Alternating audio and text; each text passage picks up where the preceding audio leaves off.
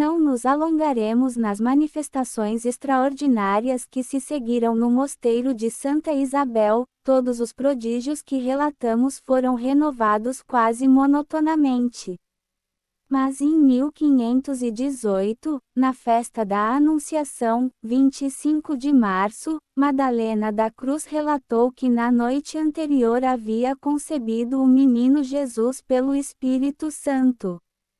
Ao ser informada, a abadesa proibiu terminantemente que esta notícia se repetisse, pois teria gerado escândalo. Justificadamente alarmado, o bispo ordenou um inquérito, que estabeleceu a virgindade de Madalena. Passaram-se os meses, a religiosa professa crescia, mas permanecia tão modesta, suportando seu fardo com tanta naturalidade que não se podia deixar de admirá-la. Chegou o Natal. Na véspera de Natal, Magdalene disse que estava sofrendo as primeiras dores de parto.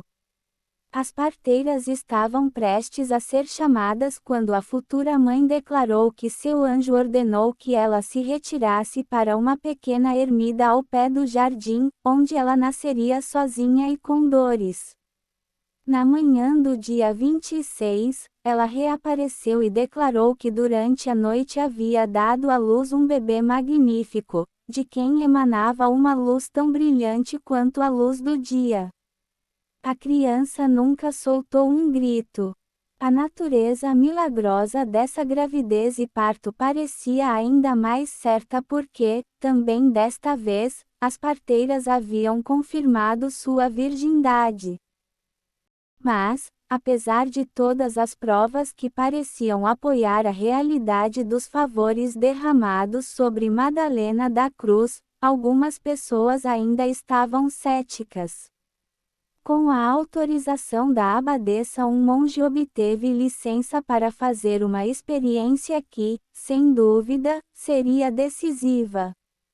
Durante um de seus êxtases, o monge perfurou grosseiramente a monja com 2 alfinetes compridos, um no pé e outro na mão. Ela nunca estremeceu, nenhum músculo se moveu. Ao sair do êxtase, ela declarou que não sentiu absolutamente nada.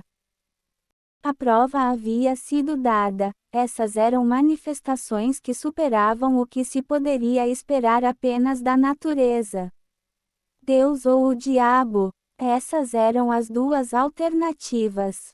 Foi o diabo, mas sua influência poderia ser excluída, porque um exorcista, libertando uma mulher possuída de um demônio chamado Sabaoth, estranhamente recebeu uma revelação singular.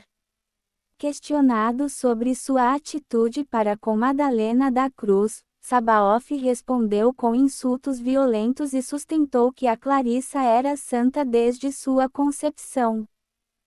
Assim confirmada em sua reputação, nossa heroína gozou de um prestígio no mosteiro que superava o da abadesa. Prodígios, que pareciam milagres, abundavam, mas Madalena nunca deixou de ser um modelo de modéstia, humildade e devoção. Instada por suas companheiras a aceitar o cargo de abadesa, que estava prestes a ser vago, Madalena, após hesitações que pareciam testemunhar sua modéstia, finalmente aceitou. E em 1533 ela foi chamada para substituir a abadesa enferma e incapaz e daí em diante para governar o mosteiro. Mas, uma vez feita a abadesa, ela revelou um caráter impiedoso e despótico até então insuspeitado. No entanto, apesar das terríveis penitências que impôs, ela foi reeleita em 1535 e 1539. Durante todo esse período, os prodígios a seu respeito nunca cessaram. Por 35 anos, nenhum padre jamais lhe deu a hóstia consagrada. Houve outro fato notável, tendo recebido de São Francisco uma revelação especial dispensando a da confissão, Madalena havia abandonado completamente o sacramento da penitência.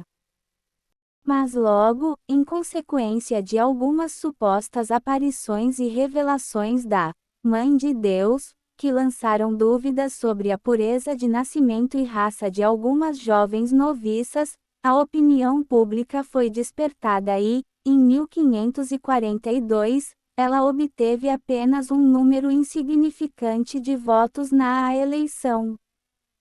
Em desgraça e colocada sob estrita supervisão da nova abadesa, Madalena foi condenada por fraude e embuste.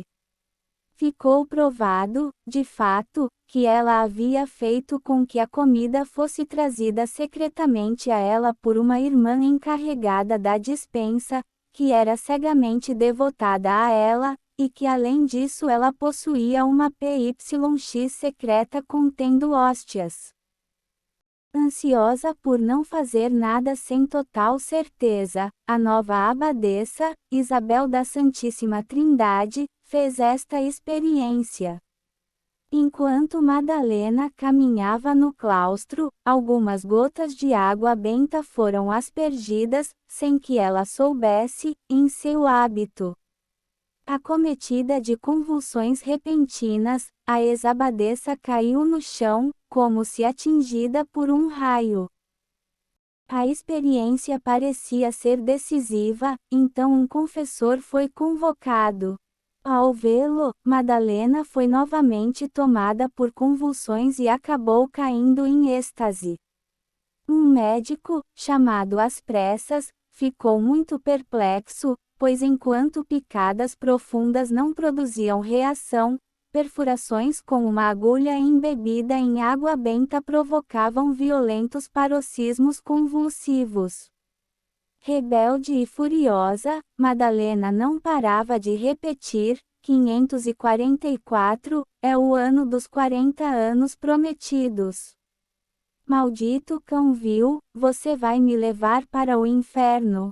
Preparando-se para a morte, Madalena fez então uma confissão privada que impressionou tanto o provinciano que seu rosto parecia alterado e envelhecido, e o horror foi retratado em suas feições contraídas. O caso era tão grave que o inquisidor pessoalmente foi obrigado a receber a confissão da ex-abadesa. Revelando a escuridão de sua alma, ela fez a confissão de toda a sua vida, uma terrível confissão de uma vida dedicada ao pecado, sacrilégio, engano, fraude e maldade. Desde os 5 anos de idade, ela declarou, havia jurado ao diabo, cuja voz sempre murmurava em seus ouvidos. Esse demônio, familiar, chamava-se Balban e às vezes era acompanhado por outro chamado Patônio. Às vezes, esses seres se materializavam na forma de animais, morcego, galo, porco, sapo, cobra. Depois de prometer obediência a Balban fazendo o papel de monja humilde, prudente e piedosa no mosteiro, Magdalene assinou um pacto genuíno com o diabo, um pacto escrito em um pergaminho com seu sangue. Por meio desse pacto, a ascensão de Madalena foi assegurada, com a condição de que ela se prestasse a todos os desejos do demônio, a todos os subterfúgios e sacrilégios mais profundamente ofensivos à majestade de Deus. Mas o diabo a quem ela deveria permanecer sujeita havia especificado claramente que sua influência lhe asseguraria um período de boa fortuna apenas por um período de 25 anos. Esse prazo estava prestes a expirar, e a desgraçada se tornaria agora uma pecadora comum, sem amparo. Em 1º de janeiro de 1544, Madalena foi presa e submetida a exorcismos, que a libertaram de Balban. Arrependida, ela agora parecia compreender toda a profundidade e horror de seus pecados e quase não fez nenhuma dificuldade em revelar certos cantos ocultos da vida satânica que ela professava ter vivido. O demônio. Sim, de fato, tinha aparecido para ela muitas vezes, primeiro na forma de um jovem resplandecente de luz, depois de um homem grande, peludo e flamejante, finalmente na forma de uma criatura com o torso de um homem, o rosto de fauno e pernas de cabra. De sua cabeça brotavam 2 chifres que pareciam desafiar o céu. A trêmula Madalena revelou que havia chegado o momento de ela se tornar sua esposa, que ela poderia se entregar a ele sem medo e que seu estado virginal nunca seria perdido. Tomando-a em seus braços e apertando-a com força, o diabo se transformou novamente em um belo jovem, e ela se entregou a ele com a maior licença. Desde então ela vinha recebendo as visitas do espírito incubus e permitindo que ele lhe proporcionasse prazeres indescritíveis e vergonhosos. Mas, na verdade, não eram apenas prazeres carnais que ela recebia do demônio, mas também êxtases, que simulavam habilmente os dos místicos, mas eram realmente de um tipo bem diferente. O diabo a carregou, dividida em si mesma, para vários lugares distantes e próximos. Ora foi no convento dos franciscanos, onde pôde estar presente nas reuniões capitulares, depois foi em viagens maravilhosas, a Roma, a Portugal, até ao México. E a suposta gravidez. Nesse ponto ela foi positiva, os sintomas que ela experimentou foram tais que não poderia haver mal entendido, diariamente possuída pelo demônio, não era de estranhar que ela sofresse algo desse tipo, e o próprio demônio temia algum escândalo.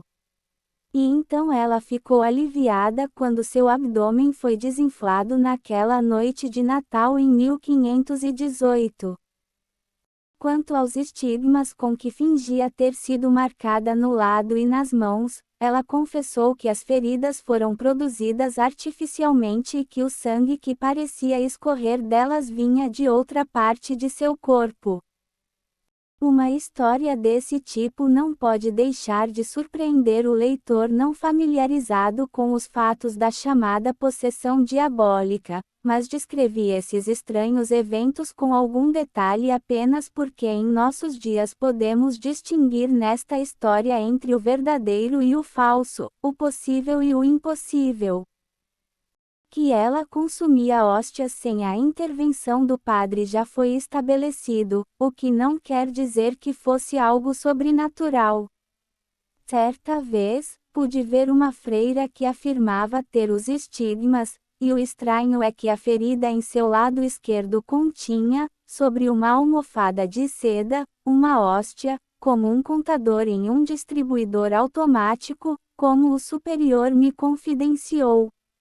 Não o observei pessoalmente, mas foi-me dito por 2 freiras cuja sinceridade e competência como observadoras foram inquestionáveis. O que pude constatar, após o desaparecimento desse fenômeno singular, foi a existência de uma espessa cicatriz, em forma de meia-lua, enrugando a face interna inferior da mama esquerda. Obviamente esta cicatriz só poderia ter sido produzida com um instrumento cortante. Quando questionada, a freira afirmou que um anjo, ou o próprio Senhor, havia se comunicado com ela em seu coração. Madalena da Cruz frequentemente caía em transe, desde a infância, e por vários minutos perdia todo contato com o mundo exterior. Depois desses transes, suor de sangue, encharcava sua touca e gorro. Portanto, também neste caso não foi difícil detectar a fraude, pois os panos não estavam impregnados de sangue, mas estavam visivelmente manchados. No decurso de seus êxtases, essa pessoa era, segundo ela, receptora de visões muito particulares, um personagem, sempre com a mesma aparência, jovem e bonito, aparecia para ela e dizia-lhe algumas palavras, às vezes pedindo-lhe que lesse alguma passagem de os evangelhos, lembrando-lhe às vezes que, embora fosse bom rezar a Jesus Cristo, não se devia esquecer de Deus Pai. O primeiro personagem diferia do segundo por carregar uma cruz ou fazer o sinal da cruz, enquanto o segundo não se distinguia por nenhuma marca. Quanto ao terceiro personagem, suas propostas eram revoltantemente obscenas, e este era o diabo. A conexão entre esta freira e Madalena da Cruz é que ambas foram consideradas modelos de santidade e ambas se tornaram superiores de sua ordem, promovidas acima das cabeças de seus contemporâneos. Em sua confissão geral, Madalena da Cruz, a quem Maurice Garçon não hesita em chamar de a abadesa diabólica, proclamou que o demônio separou sua alma de seu corpo carnal e a transportou para lugares muito distantes, de modo que esteve presente em cenas para a qual o homem mortal não tinha acesso. Agora, no capítulo 10 de seu livro, será encontrada a história muito estranha, mas perfeitamente verdadeira, de uma mulher piedosa que, possuída por um demônio durante as noites, estava convencida de que seu ser poderia ser separado em duas partes, uma compreendendo seu corpo carnal, a outra outro seu duplo. O demônio a possui da mesma maneira que possui o Madalena, dando-lhe prazeres indescritíveis que a cobriram de horror, vergonha e confusão, pois ela ainda estava profundamente ligada à sua fé cristã. Além disso, o demônio a transportou para o que ela chamou de o astral. Ali, esta pobre criatura foi vítima dos mais abomináveis ultrajes e das mais cruéis atrocidades, que atingiram seu corpo carnal. Lá se viu, pois assim ela foi chamada, testemunhou cenas que não podemos descrever, que mergulharam nas profundezas do horror. Parece-me, portanto, que a incrível história de Madalena da Cruz se baseia em fatos reais, mal interpretados. Obviamente, o real se mistura aqui com o mágico, o imaginário, o ficcional, mas se os elementos mais extravagantes que compõem a vida da abadesa diabólica são verdadeiros, eles foram atualizados por uma imaginação perversa em uma personalidade histérica e mitomaníaca. Os convulsionários, como indicamos anteriormente, o que deu origem à crença na invasão do corpo de uma pessoa por um espírito maligno, pelo demônio ou pelo diabo, sempre foi o aparecimento inesperado de manifestações extraordinárias, tão diferentes da natureza aparente da pessoa que pareceria realmente difícil não buscar e encontrar uma origem sobrenatural ou sobrenatural para eles. E como este tipo de possessão não podia ser de Deus, pelas suas consequências, julgou-se inevitável atribuí-la à influência do espírito mau.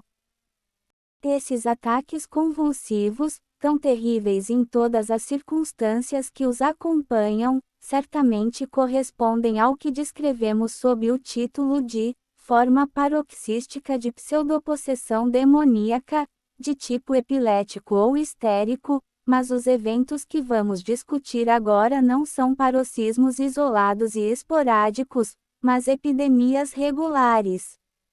O convulsionário não é mais uma entidade pessoal, ele é legião.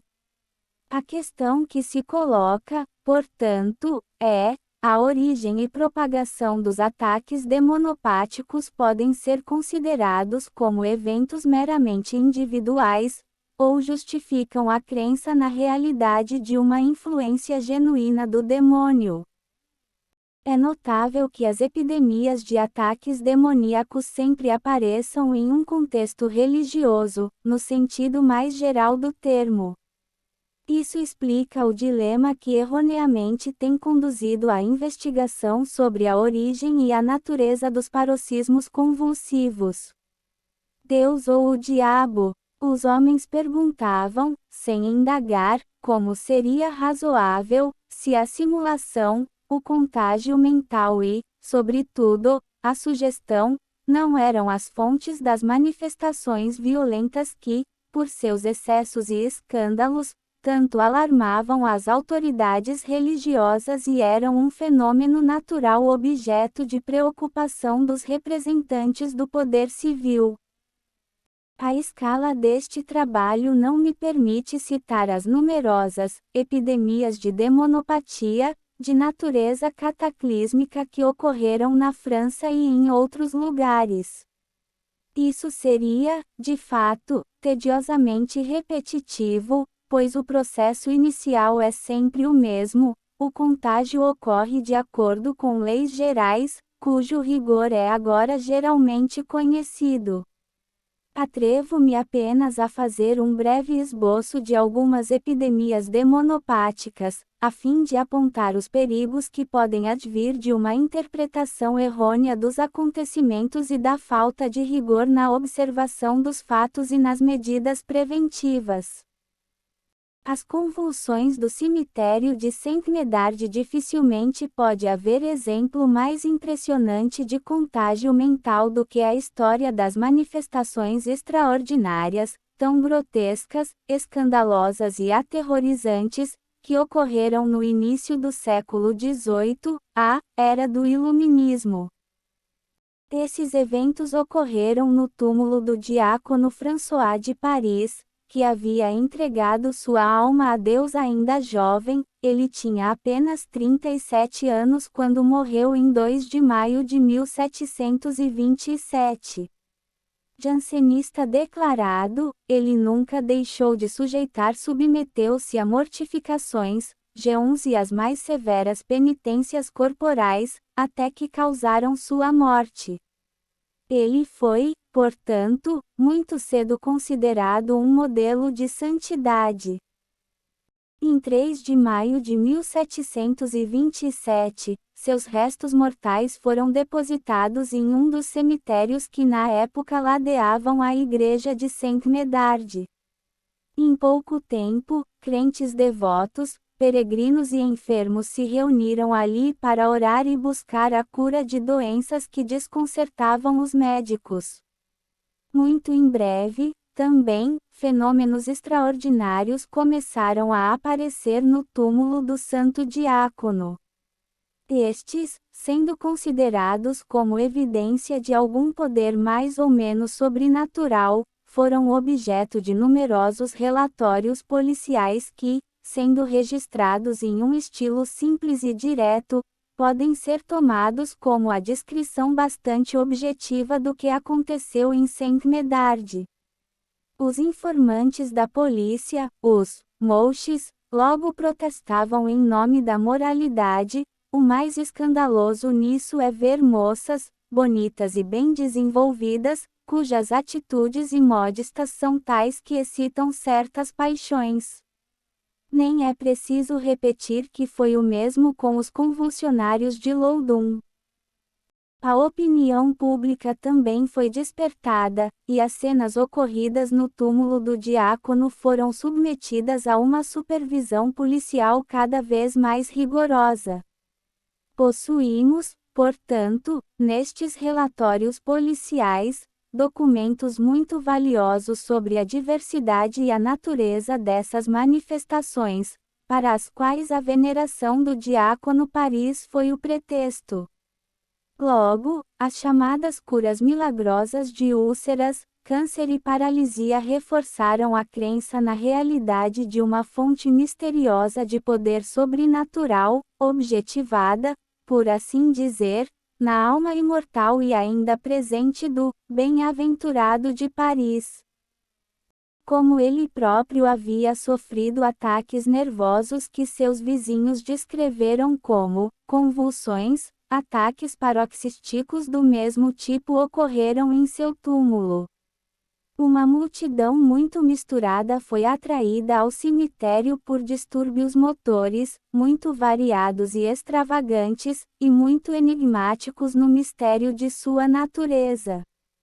Podiam-se ver crentes e fanáticos, curiosos e céticos, personagens indesejáveis e, finalmente, a polícia e o clero. Não nos surpreendemos ao saber que as mulheres eram muito mais numerosas que os homens, embora estes não fossem poupados.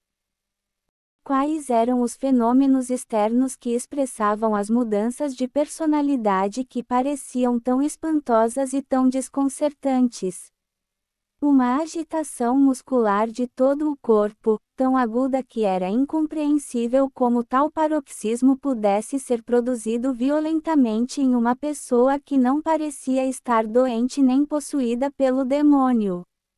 Lemos em um relatório policial, alguns movimentos vivos, virar a cabeça, gesticular com as mãos, como se estivesse escrevendo ou desenhando. Leva a mão direita à boca, abre-a e põe nela os 2 primeiros dedos.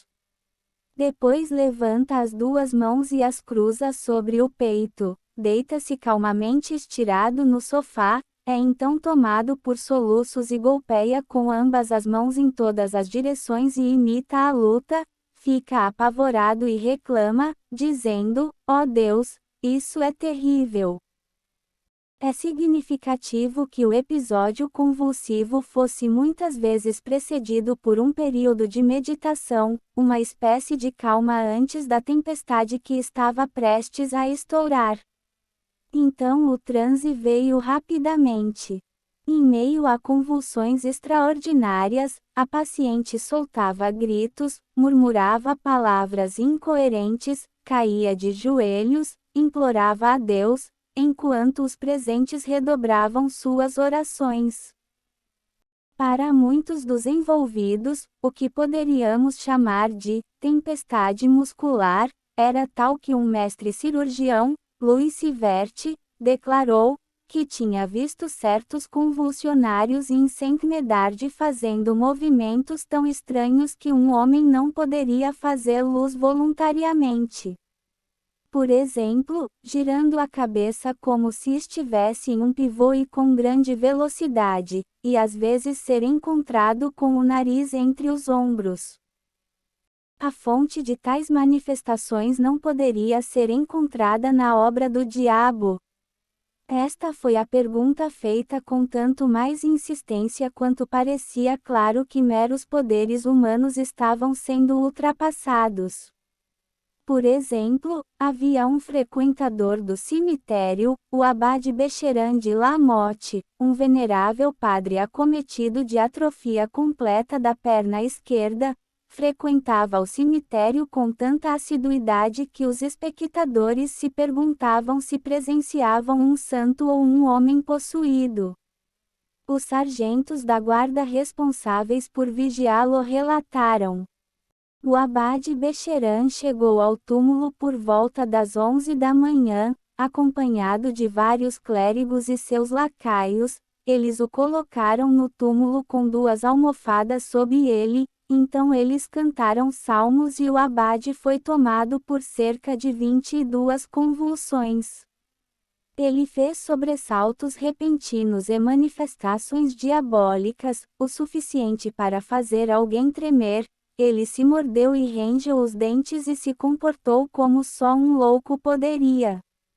Outro dia, o infeliz visitante do túmulo permaneceu cerca de 1h30, havia 5 homens para fazê-lo pular. Ele lutou e soltou gritos de medo, dizendo o alfabeto ao contrário, o, ro, oi, ele, ra, e fazendo caretas como um louco. Como observamos, havia todos os tipos de pessoas em Saint-Médard, curandeiras, coprífagos que pensavam estar se mortificando, fabricantes de estátuas de gesso, secoristes, de primeira ou segunda categoria, pois os pobres em seus trances devem, é claro, ser ajudado e protegido de se ferir. Mas, como aconteceria mais tarde em torno da famosa banheira, onde o charlatão Mesmer dispensava seu fluido de magnetismo animal, não demorou muito para que começassem as exibições eróticas, que deveriam dar crédito à ideia de influência diabólica. Vestidas com trajes flutuantes para não atrapalhar suas manifestações, essas moças, com total descaramento, deram seus saltos, cambalhotas, e obrigaram os espectadores a ver o que nunca deveria ser visto. Os homens colocam os pés nos braços, nas coxas, no pescoço e até nos olhos. Eles os carregam pelos pés com cordas, e suas cabeças desgrenhadas balançam, giram e ficam penduradas por algum tempo como se estivessem imóveis. Novamente os homens avançam sobre eles como carneiros de combate e os golpeiam no peito com suas cabeças. Eles convidam golpes com o punho ou um tronco. Uma descobre seus ombros para mostrar os tremores em sua coluna, outra suas costas para apontar as mesmas linhas que são vistas em seu rosto. Tais foram os efeitos do que foi chamado de Grand Secours. Mas muitos dos convulsionários se dissociaram de tais cenas ou se opuseram a elas. Essa era a linha de uma das mais formidáveis, antissecoristes, Françoise Lefebvre de Cohen. Ela tinha uma grande reputação e não apenas pensava que os grandes secours eram obra do diabo, mas afirmava que um dia ela tinha visto distintamente Satanás agachado sobre o corpo de sua vítima. Tais circunstâncias pareciam naturalmente atribuíveis, cada vez mais urgentemente, à influência maléfica do demônio. Estamos tão seguros, escreveu um autor anônimo, do destino de M. de Paris. Se é realmente um santo que está por trás dos prodígios que acontecem em Saint-Médard, porque agrada a um Deus misericordioso fazer sofrer tantos infelizes, inocentes de boa fé, que vêm rezar por intercessão de um homem que eles acredita ser um santo. A própria maneira como os aleijados tentam ser curados pareceria mais impressionante do que os milagres, pois na força de suas obsessões eles mesmos estendem seus pobres membros encurtados ou dobrados, na tentativa de alonga-los ou endireitá-los. Assim, um grande mistério pairava sobre a fé e o destino desses convulsionários, e o enigma inevitavelmente proposto pelo fato sólido das convulsões parecia tanto mais difícil de resolver quanto as infelizes vítimas juravam não se lembrar de nada do que aconteceu durante seus ataques. Deus ou Satanás? Esse era o dilema que confrontavam os teóricos, tanto leigos quanto clérigos. No entanto, houve quem se recusasse a acreditar na origem sobrenatural das convulsões e as atribuísse a trapaças ou mesmo a neurose maior, a histeria.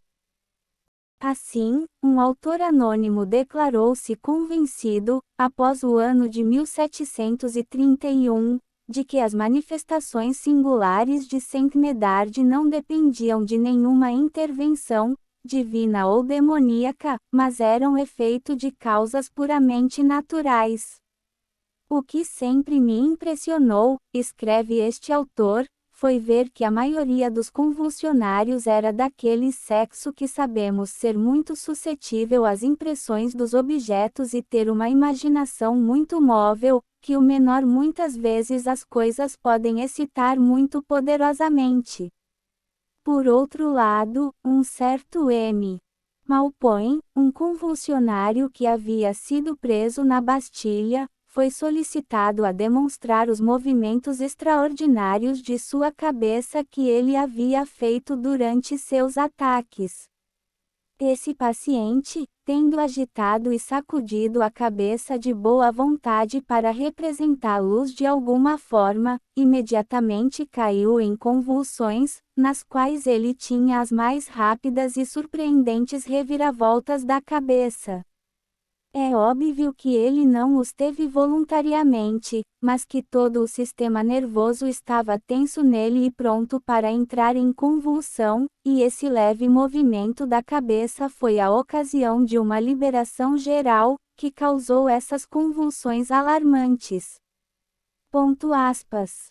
Recordando as observações de Thomas Willis sobre os sujeitos histéricos, nosso autor observa que, em contraste com os paroxismos convulsivos, por exemplo, epilepsia, os pacientes ao sair de seu transe não sentem desconforto ou exaustão. Passada a crise, o paciente fica tão bem quanto antes, as crises, não afetam a saúde.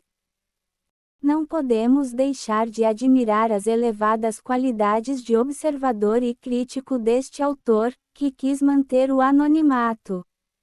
Muito antes de Charcot e sua escola, ele viu claramente que muitos supostos endemoninhados eram apenas sujeitos histéricos, inclinados a sofrer os efeitos da sugestão, que os paroxismos convulsivos podiam ser induzidos ou provocados por uma tentativa de repetição voluntária do ataque e, finalmente, que os transes não tiveram nenhum efeito negativo sobre a saúde geral. Hoje chegaríamos à conclusão de que as manifestações de Saint Médard, que muitos iluminados consideraram prodígios, não foram todas produzidas pelo mesmo mecanismo. Alguns, sem dúvida, surgiram da histeria maior, o ataque demoníaco, de Charcot e Paul Richer. Outras parecem-me produzidas por simulação mais ou menos consciente, por mitomania associada à mitoplastia, enquanto as restantes mostram efeitos de contágio mental entre os fracos de espírito. Mas a influência do demônio deve ser buscada em vão. As convulsionárias do convento das Ursulinas em Loudun a essas cenas, ao mesmo tempo pitorescas, absurdas, repugnantes e lamentáveis, que se desenrolaram no cemitério de Saint-Médard junto ao túmulo do diácono Paris, podemos associar os acontecimentos, agora totalmente desprovidos de mistério, que suscitaram tantas controvérsias e violências brigas no início do século XVII, refiro-me aos fenômenos de suposta possessão coletiva entre as Ursulinas de Loudun. Neste caso como no outro, um público muito misto, que incluía fanáticos, céticos, mistificadores e apenas curiosos, assistiu a cenas muito estranhas, misturadas de tragédia e comédia, que nos parecem profundamente aflitivas. A triste história de Jeanne de Berciel, prioresa do mosteiro das Ursulinas de Loudun, descrita acima, mostra os graves perigos que corre permitir que pessoas que sofrem de convulsões, qualquer que seja sua natureza, vivam juntas. Ou os epiléticos, por seus alarmantes paroxismos convulsivos, induzem nos sujeitos emocionais e histéricos a reprodução, imperfeita, mas semelhante e enganosa, dos ataques epiléticos, como aconteceu no Hospital Salpêtrière antes da chegada de Charcot, ou então o demonopata, que é sujeito a lúgubres manifestações psicomotoras, imprime sua marca em toda uma comunidade. Isso é precisamente o que aprendemos com a história das mulheres supostamente possuídas em Loudun. Naquela época, o exorcismo não era apenas de uso comum, mas também realizado em público, um curso que agora sabemos que só poderia exacerbar a agitação e a teatralidade dos possuídos. Observe que os movimentos desordenados, marcados pelo delírio dos sentidos, eram uma reprodução exata daqueles conhecidos na antiguidade grega na caverna da Sibila ou no templo do oráculo Pítico. Eram as mesmas convulsões tão perfeitamente descritas por Charcot e Richter e observadas pessoalmente por mim em muitos pacientes durante a Primeira Guerra Mundial. Seus traços essenciais são os seguintes. Imagine que após um período marcado por rigidez que se estende por todo o corpo e ranger de dentes tão violento que os quebra, segue-se uma fase de movimentos selvagens e palhaços, durante os quais o paciente convulsivo expressa raiva e fúria, gritos, lutas, insultos, blasfemas, maldições, parece literalmente louco e ainda temos apenas uma vaga imagem do que Charcot e Richter chamaram de grande crise histérica demoníaca. Alguém poderia realmente pensar que a pessoa foi subitamente transformada, que uma influência estranha o estava controlando e lhe dando força, habilidade, ousadia e invenções, que sua própria natureza não poderia fornecer. Este ataque severo é algumas vezes seguido por um fenômeno muito particular, que os observadores dos ataques demonopáticos esclareceram de forma admirável, ou seja, o êxtase. Toda a tempestade muscular e a palhaçada extravagante, pitoresca ou aterrorizante agora se acalmaram. Com os olhos abertos, o olhar fixo no vazio, o sujeito parece mergulhado em um sonho, deixa de responder às perguntas, não reage ao ser beliscado ou picado.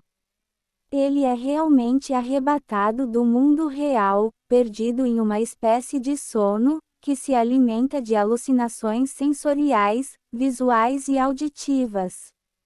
Mas, de maneira um tanto confusa, é possível adivinhar o significado do drama interior do qual o paciente é ao mesmo tempo o teatro e o ator. Segue-se então o despertar, a retomada do contato com a realidade, sem que a tempestade recente tenha deixado o menor efeito nocivo na personalidade do sujeito, ao contrário do efeito da epilepsia. Recapitulei as notas essenciais do grande ataque demoníaco em pacientes histéricos, porque é precisamente isso que encontramos plenamente ativo naqueles convulsionários, os possuídos, de Loudun e de outros lugares. Agora, como já enfatizei, o ataque demoníaco maior, mais do que qualquer outra manifestação, parece passível de difusão e imitação, especialmente em certos momentos e em certos ambientes. Os séculos XVI e XVII parecem ter sido especialmente favoráveis a eles, mas exatamente as mesmas manifestações ocorreram no túmulo do diácono Paris, na Salpêtrière no tempo de Charcot, e mais tarde nos centros neuropsiquiátricos da França, durante a década de 1914 e Guerra de 1918. Já em 1630, a maioria dos observadores mal acreditava mais na levitação, mas ainda ficavam impressionados com as contorções grotescas, as gesticulações selvagens e as façanhas acrobáticas exibidas pelos infelizes religiosos, e não menos por sua madre prioresa. Não preciso repetir a descrição citada anteriormente por M. de Nyon. Estudo crítico e clínico do estado de consciência durante a possessão paroxística. Não é preciso exagerar, mas são inegáveis os grandes avanços em nosso conhecimento sobre o eterno problema do autoconhecimento, de nossa consciência, de nosso ego, de nossa personalidade subjacente. Mas se nos imaginarmos na época em que ocorreram os incidentes demonopáticos, ficaremos menos surpresos com os singulares erros de julgamento cometidos pelos observadores. A natureza do homem foi concebida como feita de um corpo e uma alma, sendo a alma indivisível e imortal, e assim, quando um ser humano parecia ser transformado em sua personalidade, só poderia ser por algum processo além do alcance da natureza humana. Ainda não se podia imaginar o aparecimento de várias personalidades alternadas na mesma pessoa. E quando o comportamento de uma pessoa que não parecia ser um verdadeiro lunático impressionava a todos por sua singularidade e caprichos selvagens, os homens eram levados a procurar sua causa ou na ação divina ou em algum poder diabólico, já que todos os nossos atos derivavam de Deus, ou do diabo, ou de nós mesmos. Tomemos, por exemplo, uma mulher que cai repentinamente em letargia ou catalepsia, seus membros preservando a rigidez do mármore ou do bronze, pode-se espetá-la ou beliscá-la, e ela permanece inconsciente até que um sopro em seus olhos a chame de volta à vida.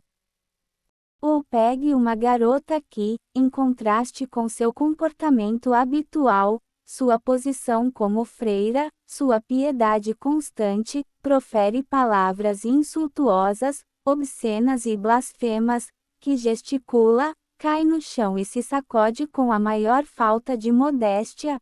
No entanto, quando o ataque passa, ela recupera um equilíbrio aparentemente normal.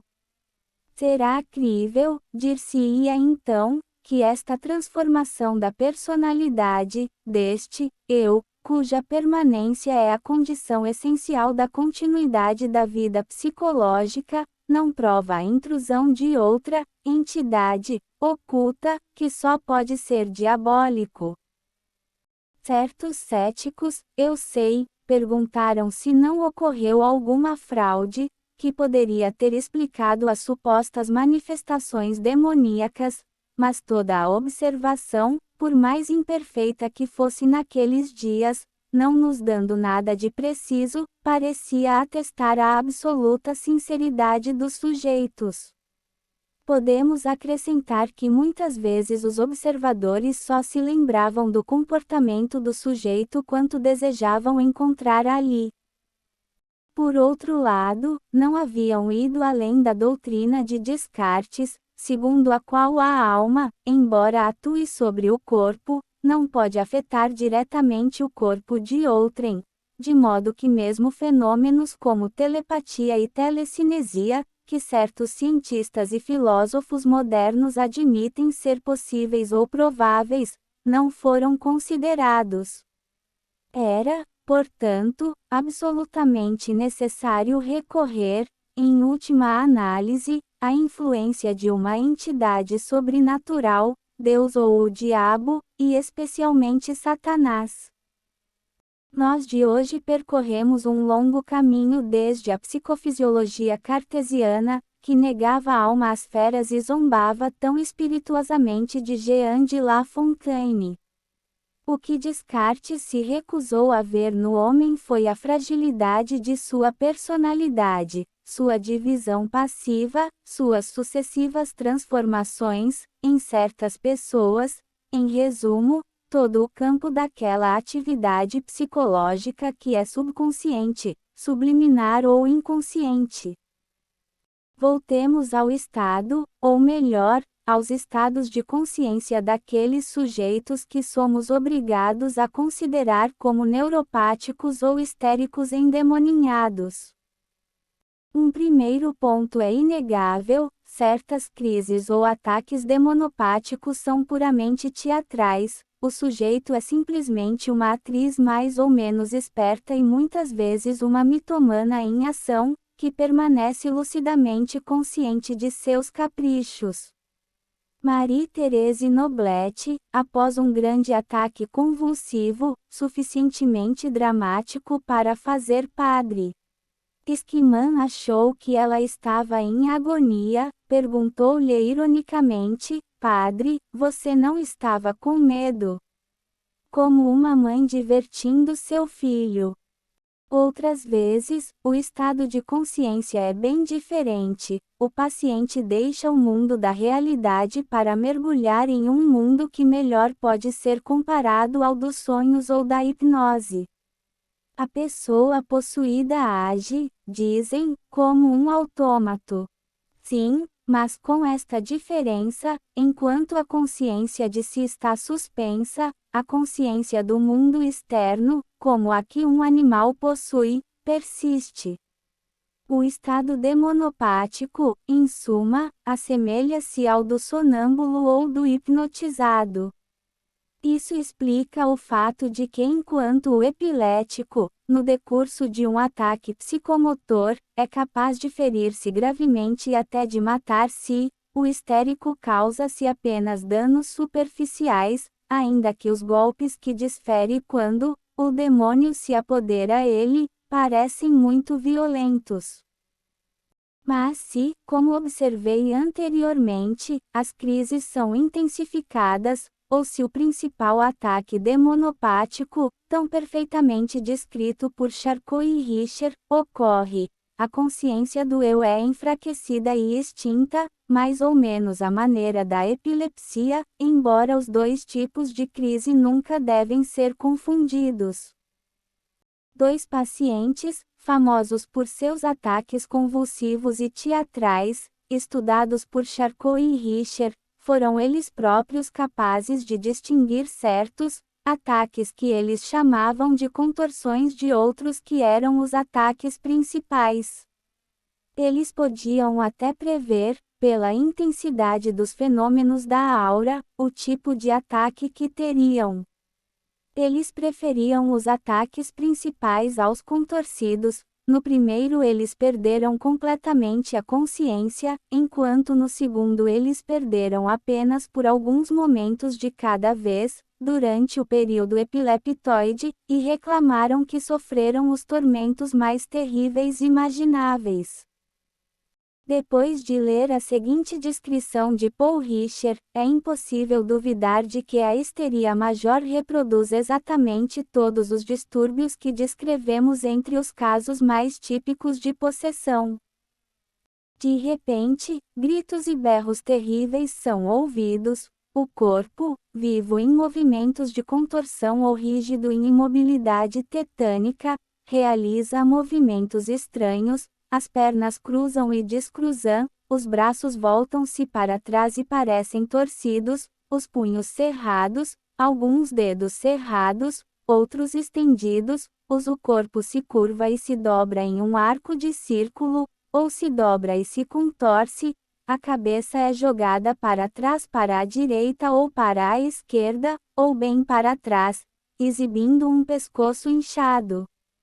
O rosto expressa medo, raiva, loucura, alternadamente, está inchado, roxo, os olhos bem abertos, permanecem fixos ou giram em suas órbitas, muitas vezes mostrando apenas o branco da esclera, os lábios estão entreabertos, desenhados em direções opostas, revelando uma língua protuberante e inchada. Quando a raiva se apodera dela, ela se lança sobre o obstáculo, tentando superá-lo, estrangulá-lo, mordê-lo. Muitas vezes ela se vira sobre si mesma, puxa os cabelos, coça o rosto ou o peito, rasga as roupas e, durante essa cena angustiante, acentua e a acompanha com gritos de dor e raiva. O paciente perdeu completamente a consciência.